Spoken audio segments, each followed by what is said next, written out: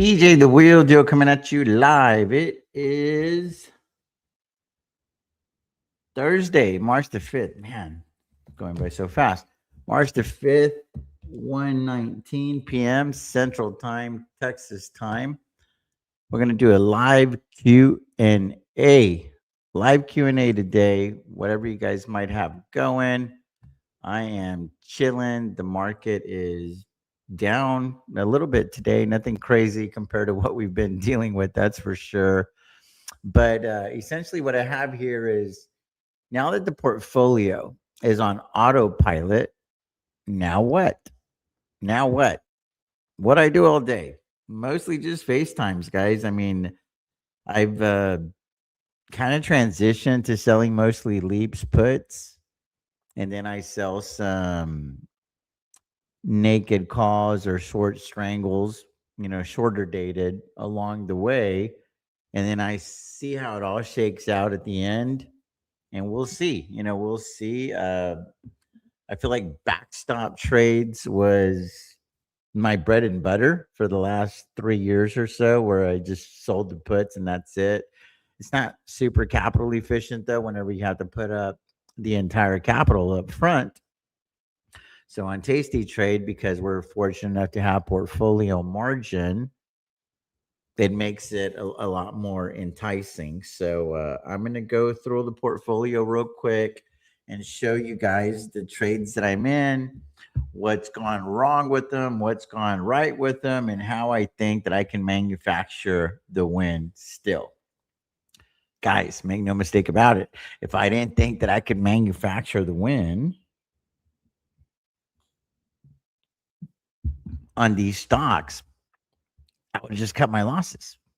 I would have just cut my losses and moved the monies somewhere else.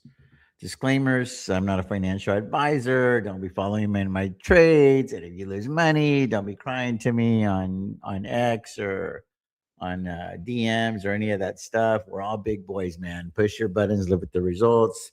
You're going to give yourself all the credit. You're going to give yourself all the credit when things work out. Well, give yourself all the blame too. And that's the thing that Financial X hasn't really figured out is they want to give all the credit to themselves, but they want to put the blame on someone else. And I'm like, we can't have both. You can't have all the credit if you don't want all the blame as well.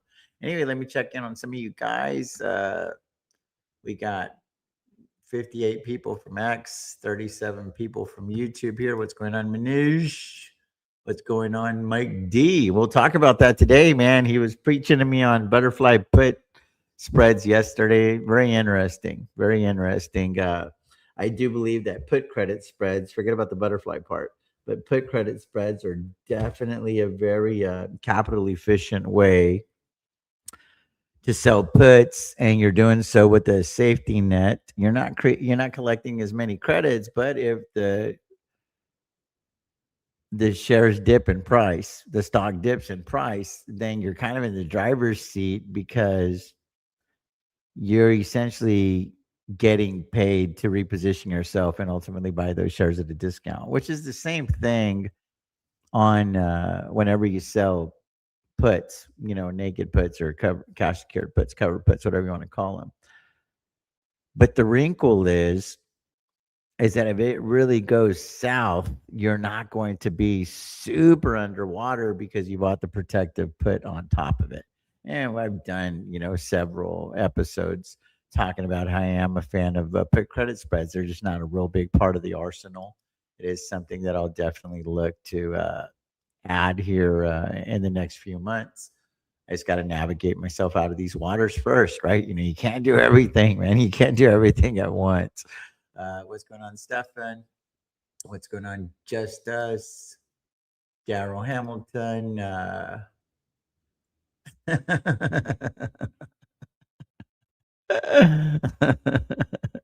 I stirred up the folks on X, the freaking the Vlad lovers. Vlad's a good looking gentleman. He's got great hair.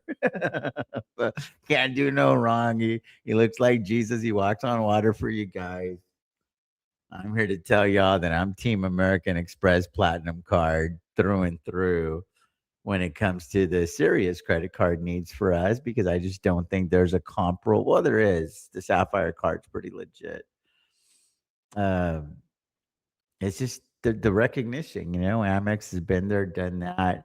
I just give y'all a couple of the perks, a couple of the perks. Like when you stay at some of the resorts, the hotels that we stay in, you book 2 days, they throw the third night in there typically for us at no charge. And then we go in there, we'll just get like the regular king room. And then we 8 out of 10 times they upgrade us to a suite, no charge. So it's those kinds of perks. And then the Centurion Lounge at the airports, if you know, you know. If you know, you know. If you don't know, well, you don't know. Maybe you should learn, right? Uh, it's just awesome. It's just awesome. And then there's like the little perks, where I get like 15, $25, whatever it is for paying my YouTube premium, or I have YouTube TV. Uh, I pay with the Amex. They give you a kickback. So they have all that stuff too. Now, if you want to just talk about like cash back, man, that 3% that Robinhood gives on the cash back, that's pretty stout. That is really, really stout. So I went dogging the card. I wasn't dogging the card.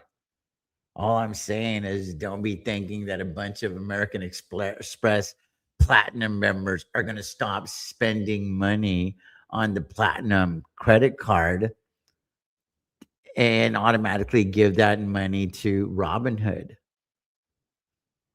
Guys, Robinhood is creating an amazing ecosystem whereby younger folks, mostly I feel, are going to use their brokerage as a one-stop shop. It's your checking, it's your savings, it's your long-term, it's your short-term, it's gambling on the presidency, it's all that stuff all in one. So they're like sucking you. It's like Robinhood's like Apple, like they're sucking you in to this ecosystem.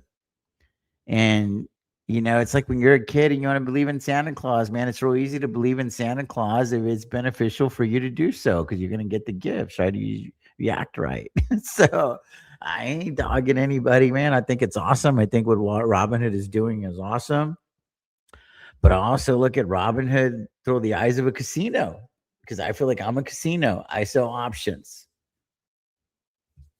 The more they can get your money circulating, eventually it's going to end up in their hands. I used to run a poker room illegally out of my home. Not proud of it, but I did it. And the longer I could keep the poker game going, the more money that would get into the rake. That's how it worked. Hate to burst your bubble. That's how it works. That's how it works. You go into these card rooms and they're just trying to keep the game going. They don't give a crap who's winning and who's losing. They care about the duration of the game. And I ain't saying that Robinhood has an agenda to squeeze you out of your money. But what they want is they want you spending all of your money on that platform. They want control of all of your money on that platform. And that's pretty awesome. Isn't that what SoFi is trying to do? Like one-stop shop for all your financial needs. So I don't dog anything they're doing, man. I think it's an amazing company. I think that Vlad is an extraordinary leader. But I'm just talking about the actual credit card. If you take time to read it, peel back the onion, a gentleman posted it on X. It ain't all that. It ain't all that. I'm just telling you what it is and what it isn't. In my opinion, I'm just one dude with an opinion. That's it. I ain't saying I'm right. I'm saying it's right for me. American Express Platinum, baby. I haven't been offered the black card. Maybe one day, one day we show that we're worthy of the black card, and maybe one day, right? Who cares? It's all good. Anyway, let's start with 1 minute with God. Oh, shout out to Chris Milas. Printed this of our wedding. My mom, my late mom, my dad, my wife, and myself. Pebble Beach, in front of the 18th lawn. So anyway, I thought that was really, really cool. And then I got this one back here.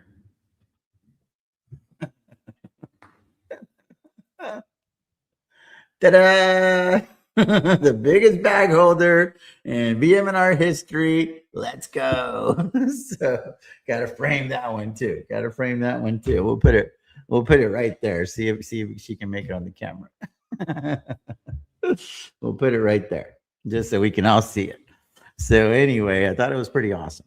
I thought it was pretty awesome. The 3K share. Yeah, I didn't see all that. I didn't watch the event, guys. Obviously, I'm not an investor in Robinhood right now. Probably will never be again unless it dips under, in the 60s. That's where I'm interested. So I have all these stocks that I like, but I like them at certain prices, right? I like them at certain prices, and that's the price where I like Robinhood. Anyway, 1 minute with God. It's March the 5th. So let me get it together here. Let me see if I can. Oh, thank God for this bookmark. It's on success. It's on success. So let me get this going here.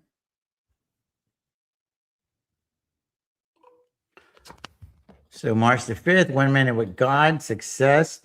What is true success in God's eyes? True success is obeying God's word, for it shows you God's will for your life and leads you to accomplish the job for which he created you. God's word teaches you the truth and equips you with the skills and understanding to be productive, balanced, and wise. God's response: study the book of the law continually, meditate on it day and night, so you may be sure to obey all that is written in it. Only then will you succeed. Joshua 1:8. Chapter 1, verse 8. I intend to obey the commands of my God. Psalms 119, 115. Observe the requirements of the Lord your God and follow all his ways. 1 Kings 2nd chapter, verse 3. God's promise: commit your work to the Lord, and then your plans will succeed. Proverbs 16:3. So I've been chasing like my plan my whole life. I had this idea of what I wanted to be when I grew up, what it looked like, how much money I was going to make, etc., how pretty my wife was going to be, the kids, the whole thing.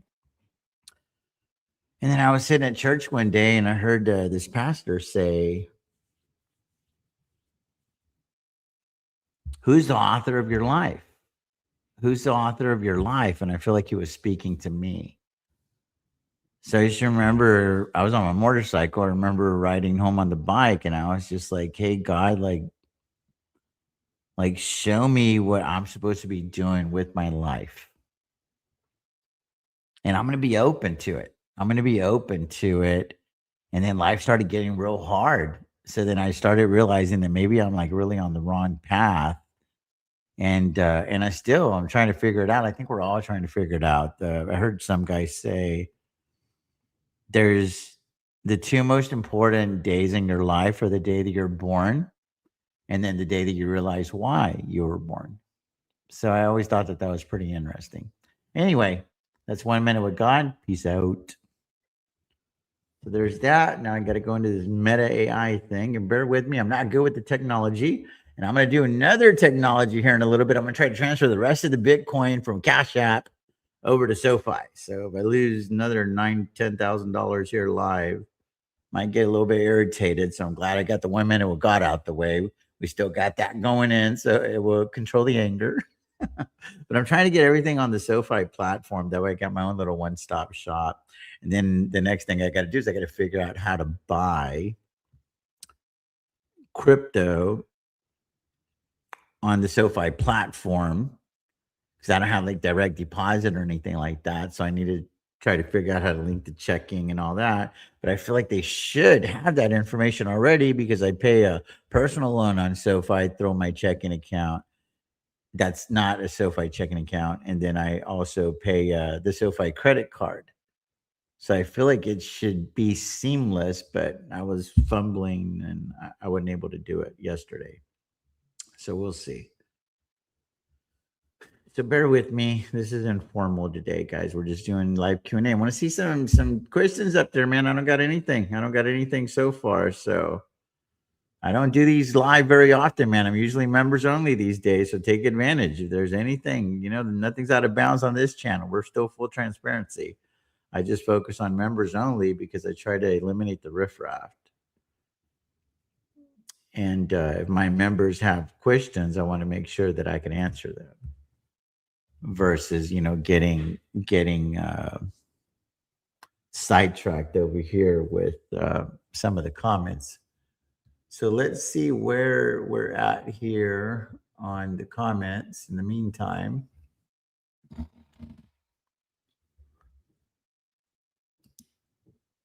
What's going on, JSAC? I can take these off. I see the screen better without those glasses. Kind of weird. What's going on? Can we look at selling a cash secured put around 6 months out to receive 20% of the notional, please? SPY puts. Sally, how are you, Sally? How are you, Kime D? I feel like I'm screwing that one up. KHIEMD 4573. How are you? Hope you're doing well. Forget the card. I want the $3,000 chair. I have no idea what you guys are talking about. There's a wheelie investor I follow, a kid that had a skiing accident. He's in a wheelchair.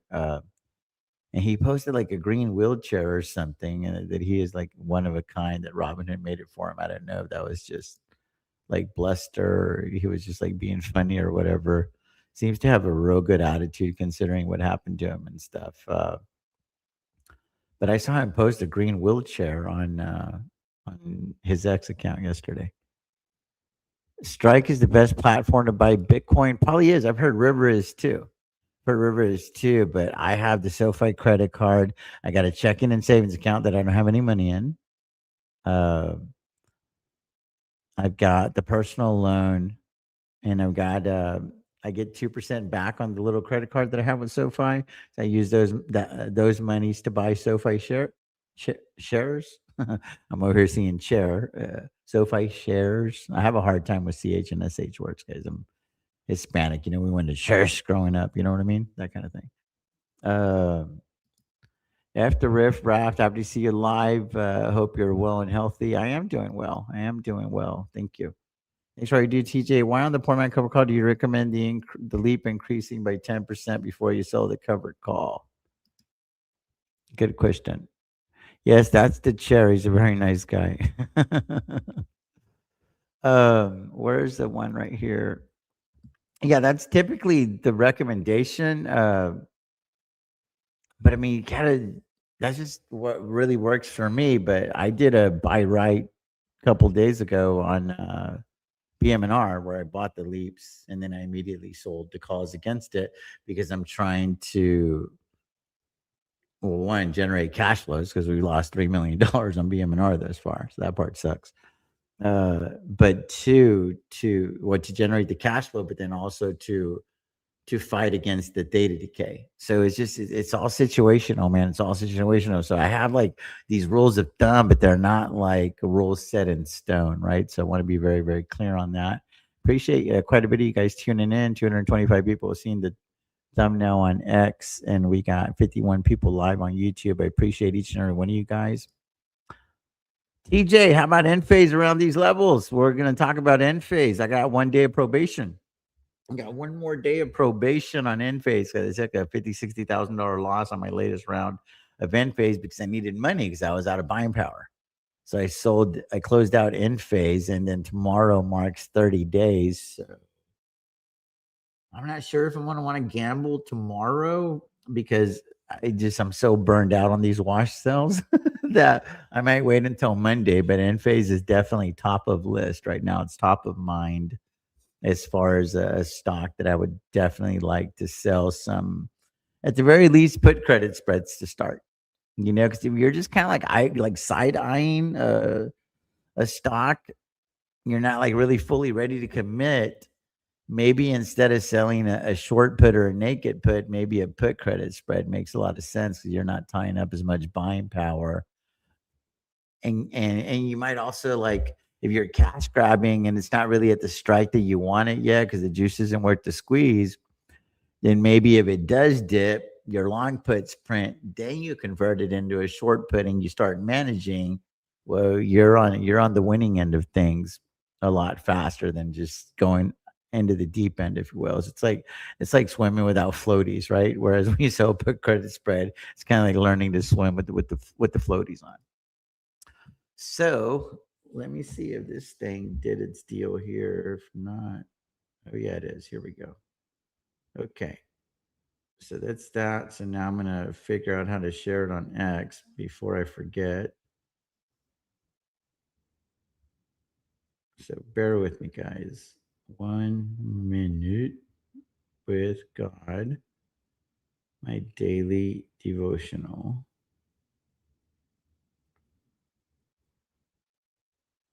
I know a handful of y'all have really enjoyed that series so far, and I'm gonna try to keep it going for the rest of the year. Uh, got to get your money right, man. You got to get your money right. It talks about money in the Bible a lot because it's important. But the reason that I was in a hurry to get my money right after my daughter passed was because I wanted to eliminate that necessity from my life so that I could focus on things that were really important. So I want to challenge you guys to be in a hurry, be intentional on trying to get your money right. Because believe it or not, from my experience, there's a lot more things way more important than money at the end of the day. But it's hard to tell that to somebody who's broke because money's everything. It's your God whenever you're broke because you lack it, right? Like yeah, money's up there with oxygen when you don't have it. Life it feels like you're suffocating. Dude, I've been there. I have been there. Not being able to make the payments, eviction notices, foreclosure on a home. Never had to do the bankruptcy thing. Thankfully, it didn't get that bad, but ruined my credit. As my credit was in the low 500s at one point. Now I'm scratching 800. So I know how hard it is to focus on your faith and your family, your friends, your relationships, when the only thing that you can think of is there's a lot more month at the end of your money. So it is my hope on this channel that I can help some people learn how to sell some options along the way because I think this is a really good ticket to get there. Or just be like, hey man, just go do your grind and put 100, $200 in to the Voo, the Spy, whatever your flavor is, max out your Roth, whatever the situation is. And then just go live life. And you don't have to worry about selling options. You don't have to worry about earnings reports. You don't have to worry about the Fed. You don't have to worry about any of that stuff. You can get on the path to $1 million in 20, 25, 30 years, just a couple $100 a month. That's all you got to do. It's all you got to do. If y'all ever learn one concept from me, that's the concept that I want you to learn. Is becoming a millionaire is not that difficult. You could do it 50, 100, 200, $300 at a time monthly. If you start younger, you don't have to put out as much, you don't have to put up as much money. But if you start later in life, like let's say you're 40 years old, then you probably need, and by the time retirement comes around, you want to have over $1 million nest egg, then now you're talking about 500, maybe $1,000 a month is what you'll need.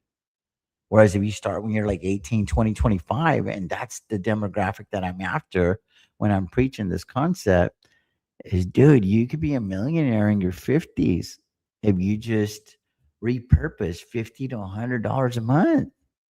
Think about all the things that you squander money on. Think about all the things that you squander money on. Your future self will thank you if you get on some sort of a dollar cost average into a low cost, low fee ETF or a mutual fund or something like that. Anyway, just idea, not financial advice. Push your own buttons, live with your results. It's your life at the end of the day, but it's just like evangelism, right? It's trying to spread the good news. The math checks out. You can ask Google, Grok, Gemini, whoever the heck. There's so many these days, Claude, Chat GPT. I mean, you can ask them. The math's going to check out. If you're, under 25 years old, less than $200 a day, you will retire a millionaire. It's like a mathematical certainty. And there's a was stock market was formed. What New York Stock Exchange was formed? What memory serves correctly? 1792 under the whatever they call it, the sycamore tree, sycamore, however you say it, the but something, some sort of tree, right? It's under a tree where they signed up for the New York Stock Exchange. It was 1792. And there's a lot of history that suggests that dollar cost averaging into the major indices works. That's like a surefire way to create wealth. I'll get there, Jeremy, or we can go to your channel and we can tune into your trades. I'll get there, man. I'll get there. Okay. So anyway, God is great. All the time, God is great. There's a quote, man. There's a quote for you guys. When God feels far, who moved? Who moved? Because I feel like a lot of times when I feel all alone, it's because of, like, I'm straying away, like I'm backsliding. So anyway, I have this screenshot. So we're going to focus on this screenshot that has all the trades right before I went live. That way I can like really zoom in and all that stuff. And we'll talk about what am I doing now that I have so much time on my hands, because I feel like I do got a lot of time on my hands. Like I just do. I just do now. So now I got to go find it. I got to go find this screenshot. Here we go. So here's this screenshot. So I'm going to max it out over here. And I'm going to try to make it larger so I can zoom in on certain aspects as we're talking about it. So I'm testing it out. I'm testing it out. That way nothing's moving. Y'all can screenshot the screenshot. You know, it's all there. You can screenshot the screenshot. So I'm going to walk y'all through all of it in order. I've got it all set up based on days to expiration. The data's there, the delta, the cap requirement. Everything is there. And I'm going to talk about how I feel like I can manufacture the win. If I did not think that I could manufacture the win in these positions, I would already just freaking cut it and move the money elsewhere. So let's get on it. BM&R. What do I do with BM&R? Where's BM&R? Make sure we can see it here. It's BM&R. BM&R. So what's going on with BM&R? We don't own any more shares of BM&R. I bought Leaps instead. I sold the shares for a loss, bought the shares for a little under 40, 125,000 of them. The average was under 40. Sold them at about 1950. So you can do the math there. Lost a shitload of money, right? Lost a crap load of money. Realized loss. And then on top of that, just to put insult to injury, just to put salt on the wound, there was a wash sale incurred as well. It didn't matter because the cash flow was more important than the wash sale. And I had plenty of other monies that I had already realized on PayPal. So I was like, well, thanks, PayPal. Now I could do the wash sale and I have to worry about it on BM&R. Let me just restructure the positions. What did I do? I bought 1,500 leaps of BM&R, 687 days out at $25 because I was just honest with myself. I was in the sauna and I was like, I can only own one stock. What's it going to be? Amazon was that stock. So we'll get to it. That's why the thumbnail. I was like, I have no idea when Tom Lee's going to be right. I think that he is going to be right. I don't know when. And evidently he doesn't either. Right. He is turned into like the latest Oracle, the new age Warren Buffett, to now like everybody's doubting him, right? Like everybody's calling him a grifter and all that other stuff. Those are typically signs at the bottom's near, right? But anyway, I was like, I do feel like he's going to be right. And by default, that means that I would be right on this investment, that we would be right on this investment. So I bought 1,500 leaps at $25 and paid $883 a contract. That's how you read that. 883. That's per share, right? So you multiply that times 100. That's $883.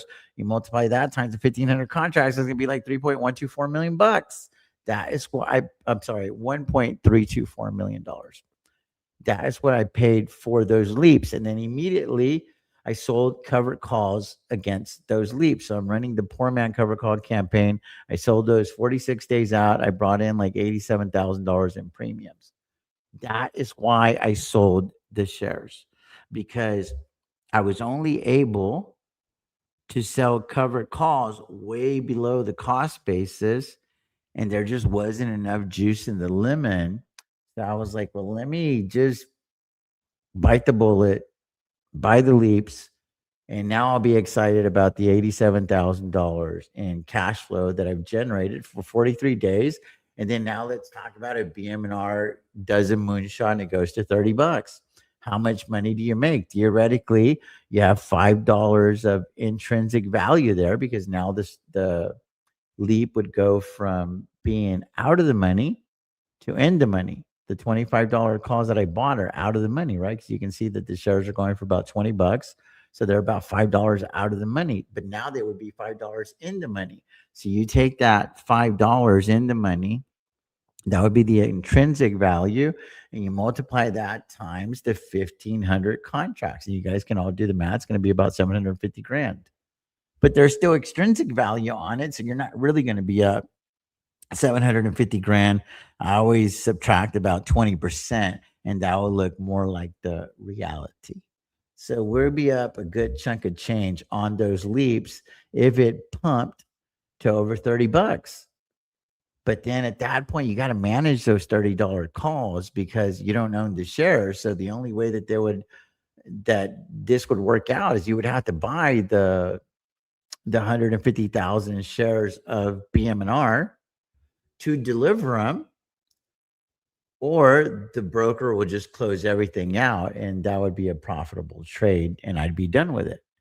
But then we would have lost a shitload of money, because I had already lost $1 million on leaps before. I had bought leaps at $75 during all the euphoria, FOMO'd into it, so I lost legit like $1.1 million on that. Plus, you guys can do the math: 125,000 shares. I call it $40. So it was a little under.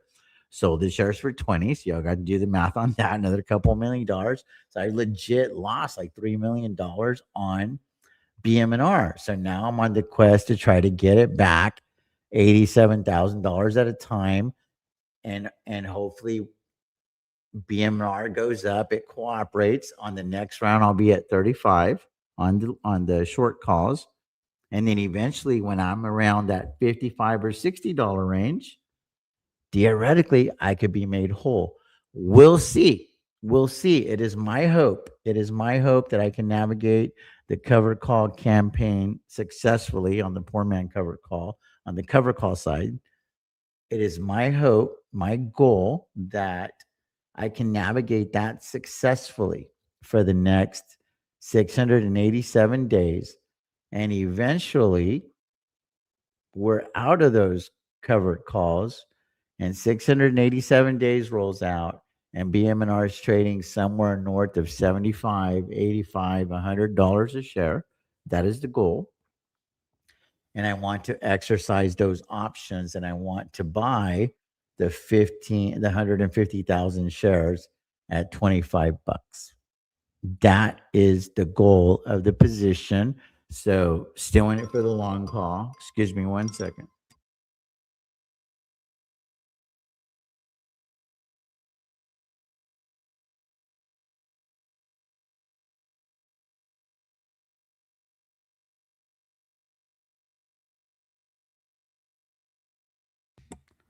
My wife asked me if I wanted anything to eat, told her I was good. So that's what's going on with PayPal. Or I'm sorry, with BM&R. We'll get to PayPal. Palantir. What's going on with Palantir? So with Palantir,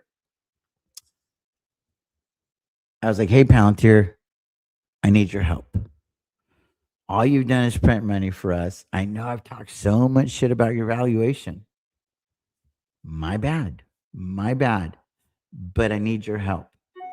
You have proven to me that all you want to do is go up and to the right. And I need you to continue to do that, because I am going to sell short puts, naked puts, at a strike price that I do not think that you could get to, or a notional value that we can't even afford. So this is an oversized, supersized position, and that is exactly what I did.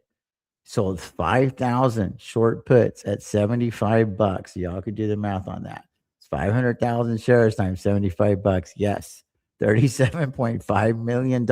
I do not recommend this trade. I do not recommend this trade to you guys. I recommend the $75 put. I don't recommend that amount of contracts. If you got $1 million account, don't be out there freaking selling a $10 million notional. You know what I mean? This is just not recommended, but I do feel like I am going to get away with it.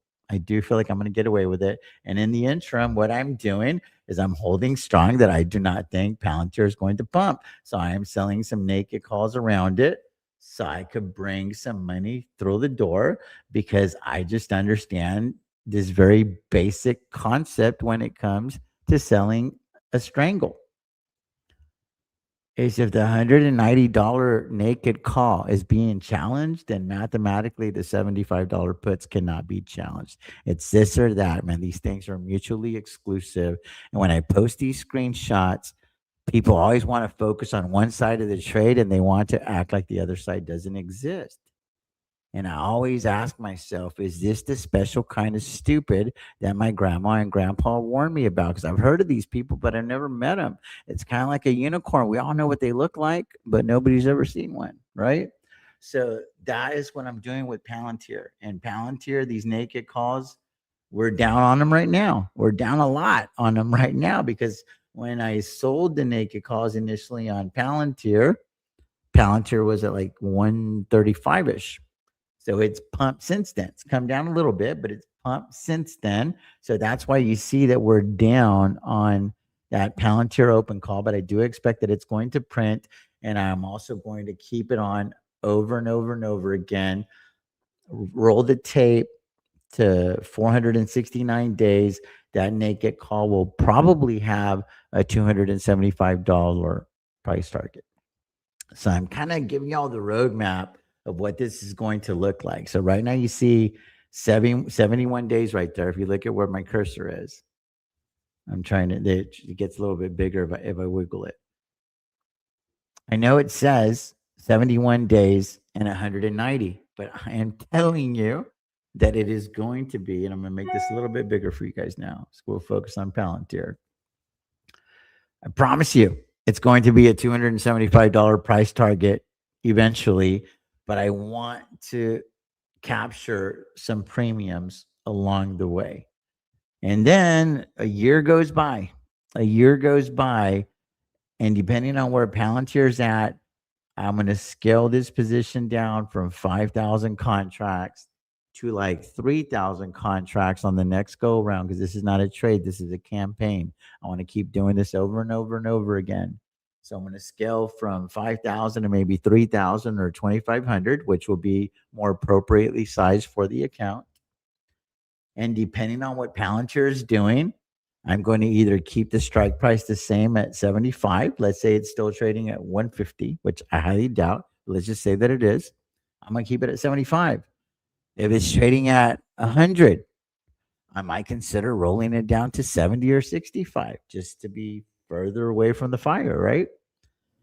If it's trading at 200, I may consider rolling the strike price from 75 to 100. But I'm always going to position it to be about 30 to 50% below the actual current share price at the moment whenever I roll. So that's what's going on with Palantir in a nutshell. Then I was like, okay, well, what am I going to do with all the money that I sold, that I got from selling the BM&R? I'm not talking about the money that we made because we lost money, but the shares were still worth money, right? 125,000 shares times 1950, that was still worth money. So what I did is I bought 10,000 shares of Amazon, and then I added another 10,000 shares.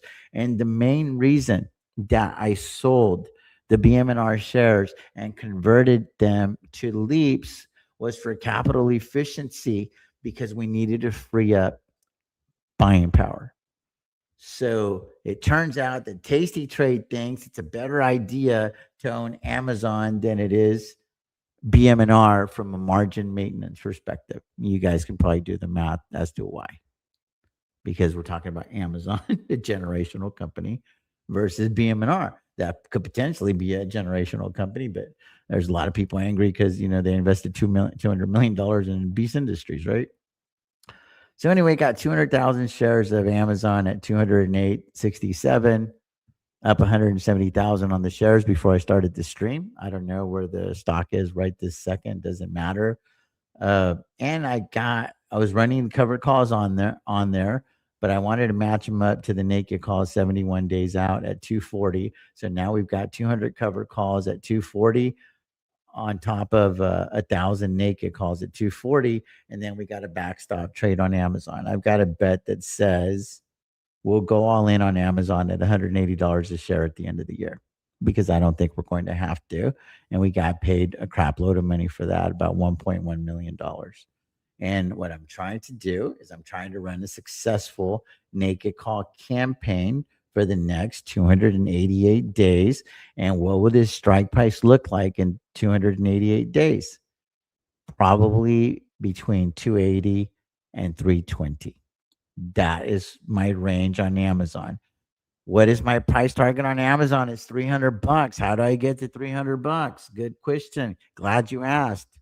I simply take their anticipated earnings per share, which is about $10, and then I put a 30 multiple on it. And that's how I get to the $300 per share. That is my basic napkin math. I'm like, what's going to be their EPS? What multiple am I going to put on that EPS? And that is how I get to that price target. Other people are going to use the outstanding shares, and they're going to do the share, their expected share price times the number of outstanding shares, and that's going to get them to the desired market capitalization. So there's just so many different ways to get to the same spot. But I have a $300 price target on it, and that's how I got to that price target. So that's my price wars investment thesis on Amazon for the next 288 days, and I am playing to it. Strategy. Let's talk about strategy. What's going on with strategy? This is another trade that was getting absolutely obliterated on, and now we are finally in a situation to where we're going to be better than break even, most likely. What has to happen?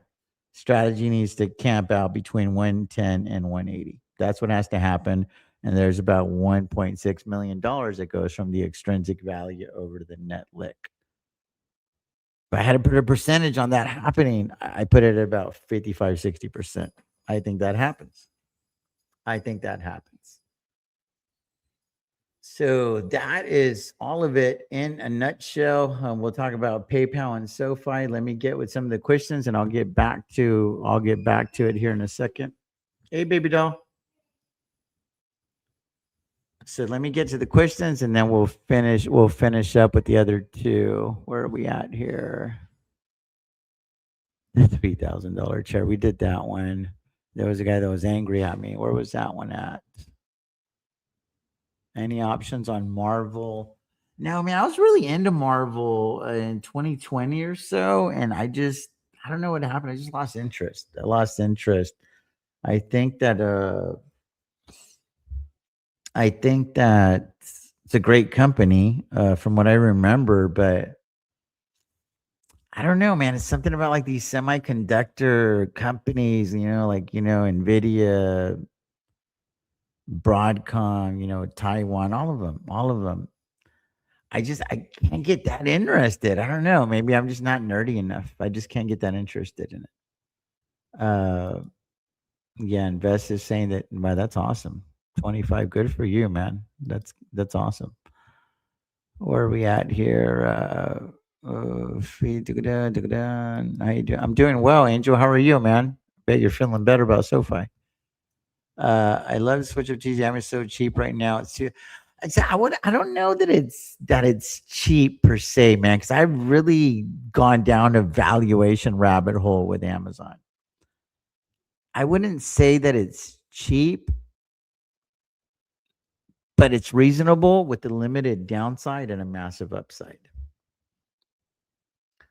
What would be cheap? 160?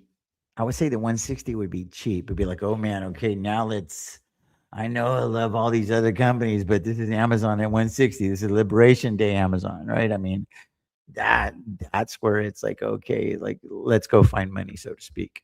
But I think it's reasonable with the limited downside and a massive upside. Why am I so bullish on Amazon?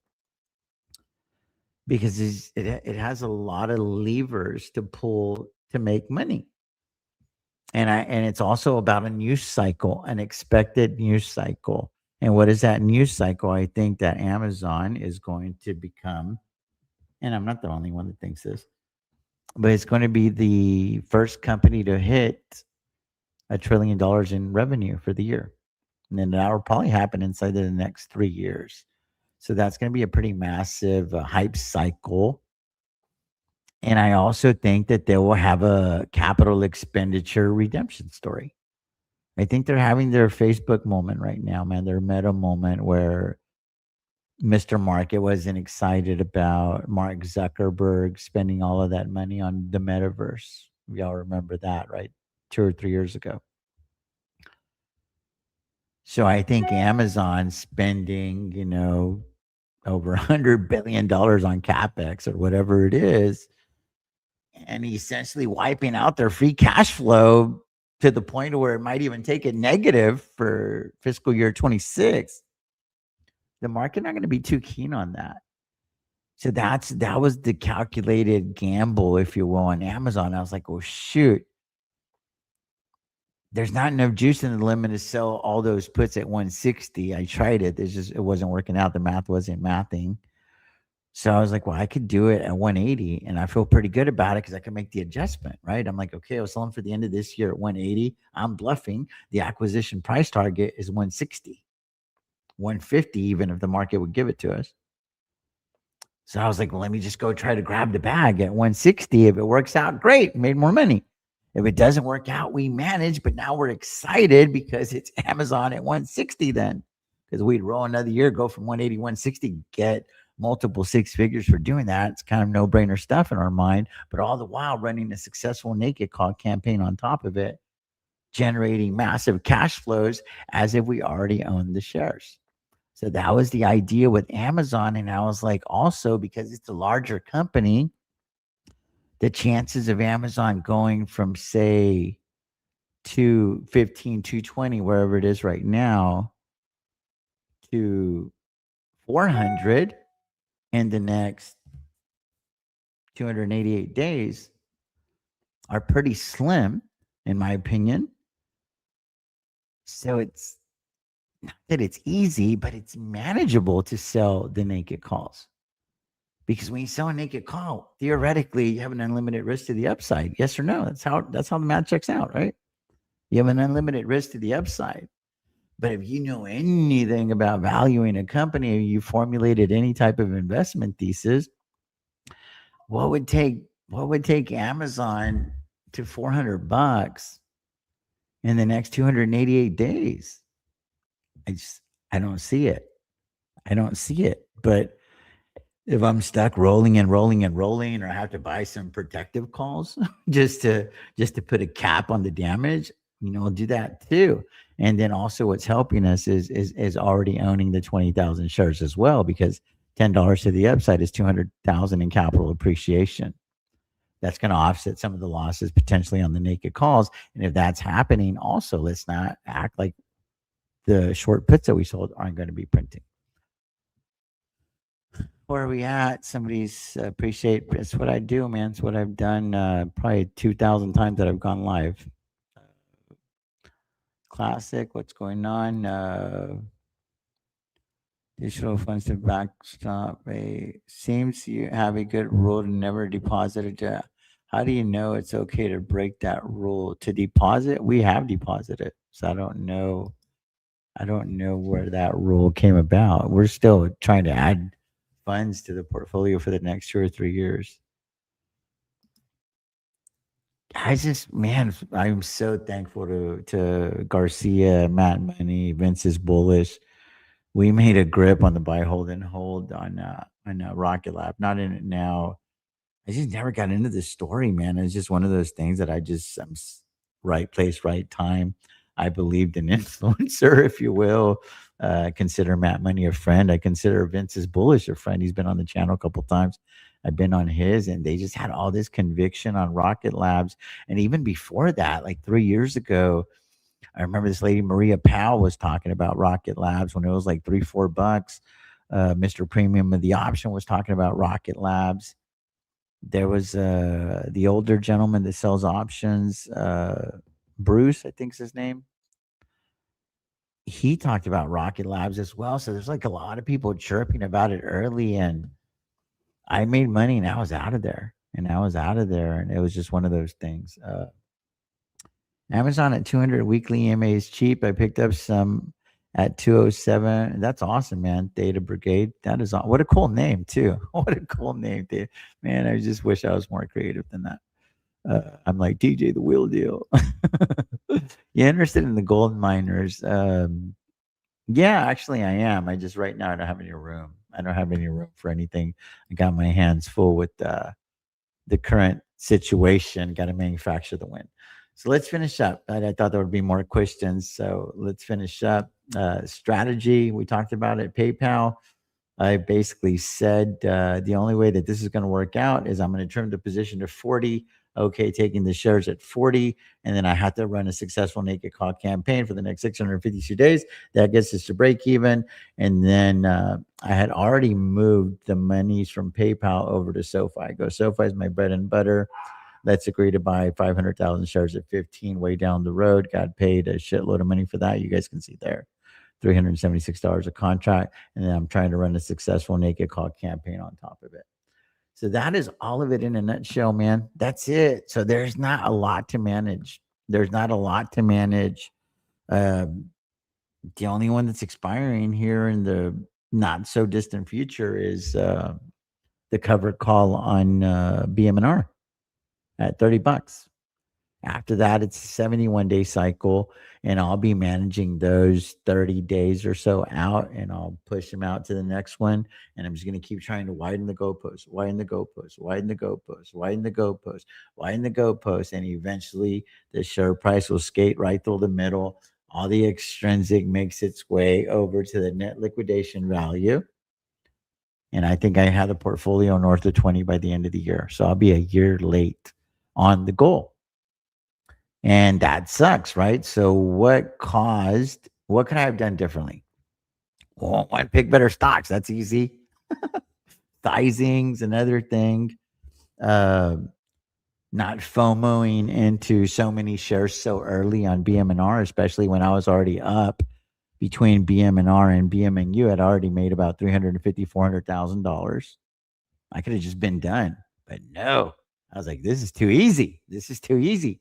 Let's go for more money. And then I just started doing more research. So the conviction got pretty high as well. And I would still be in those BM&R shares if it hadn't been for buying power restrictions, guys. Just 100% transparency.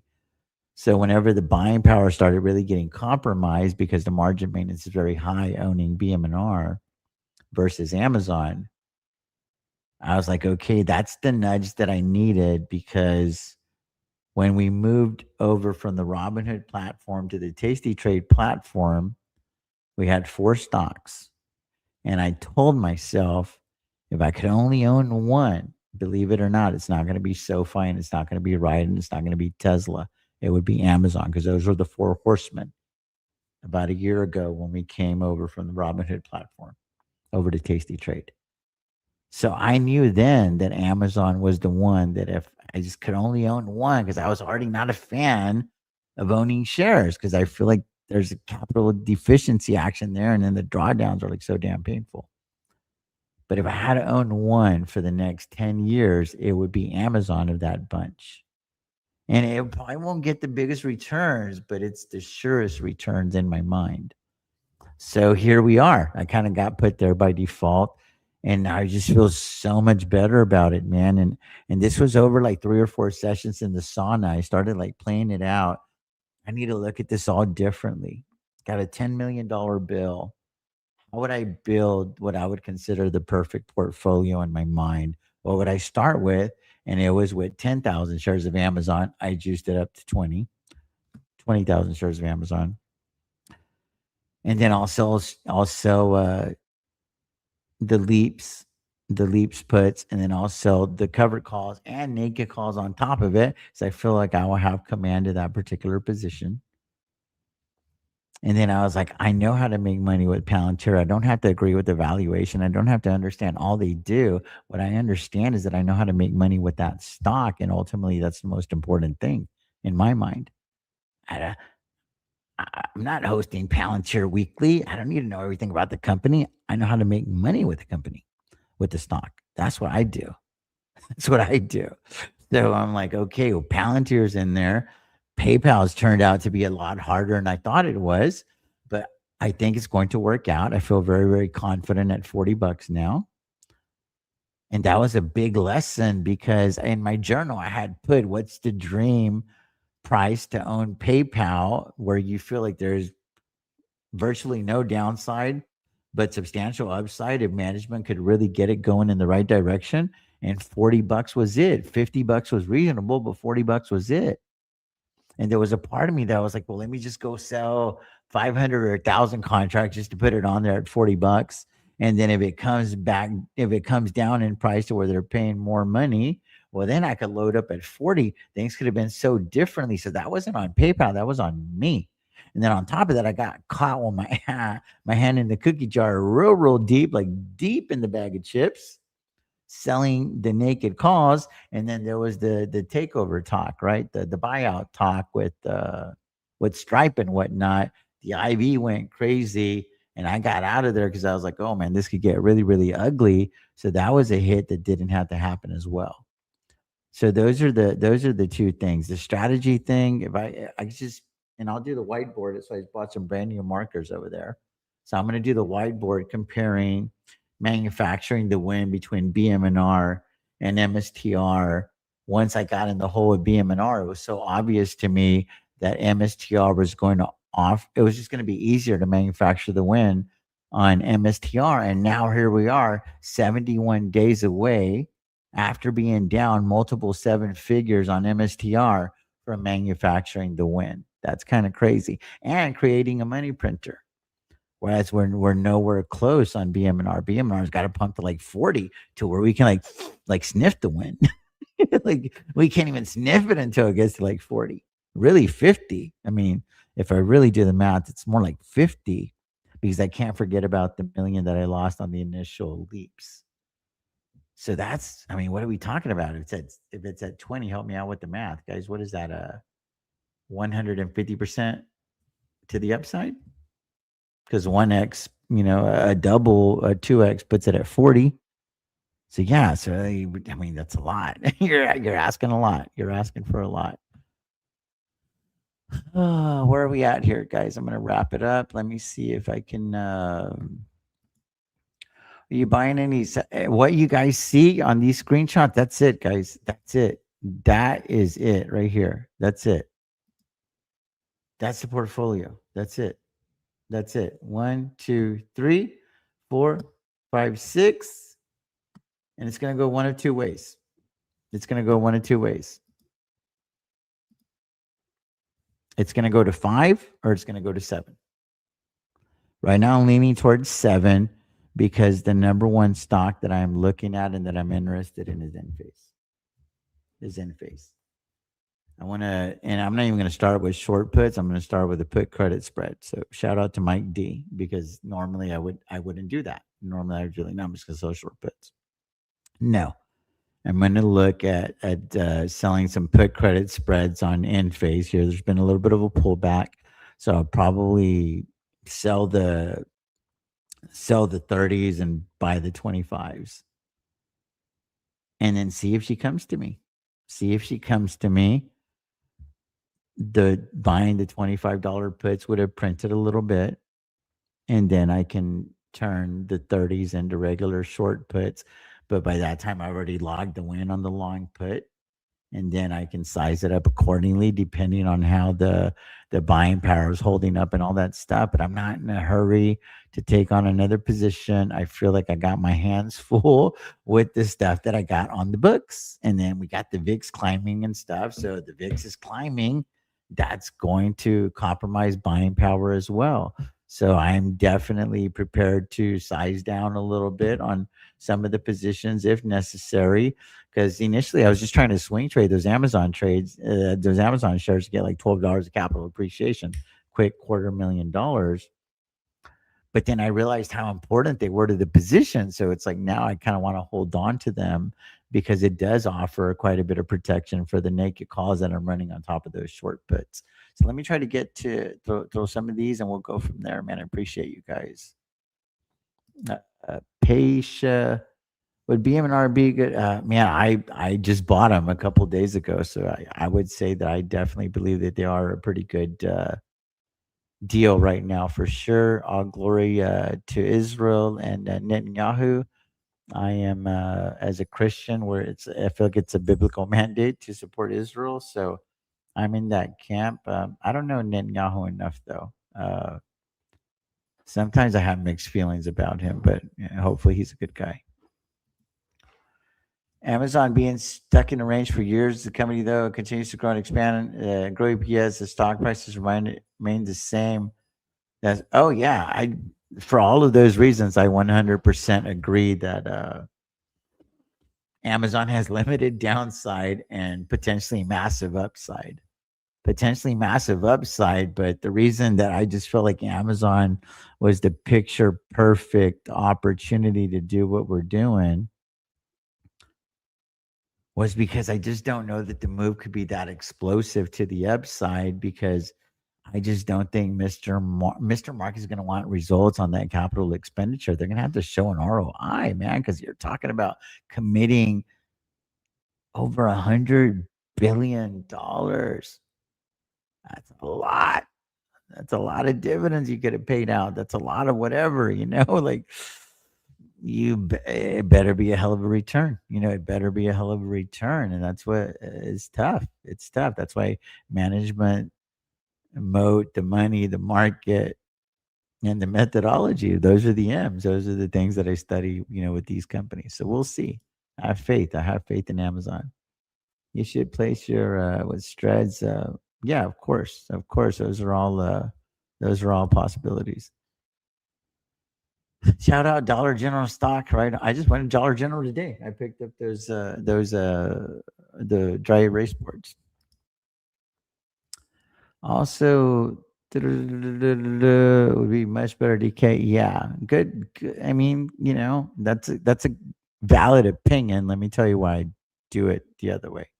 Is because I would like to try to be in some of these trades for over a year for taxes. Yeah, definitely not right now. Definitely not right now. If you sell a different strike, but don't quit. Yeah, dude, I've gotten burned so much, Stefan. I don't even know what a wash sale is anymore, man. Going on 6 years, it's like I don't even know. No, but on end phase, I sold shares. I sold shares, and I closed out some puts and calls as well. If that's the one that you're referring to, but it is a wash sale, like on BM&R, because I sold the shares and I immediately bought the leaps. So that is going to be a wash sale. You can't do anything 30 days before or 31 days before or 31 days after. So but I'm definitely not an expert by any stretch of the imagination on that. Good day to close my GLW cover calls for now. Right on, P. Morton. I haven't seen you on here for a while. Hope things are going well. Anyway, guys, I got to run, man. I appreciate each and every one of you guys. TJ the Will Deal signing off. As always, guys, stay blue stock screen. Peace out. God bless you guys.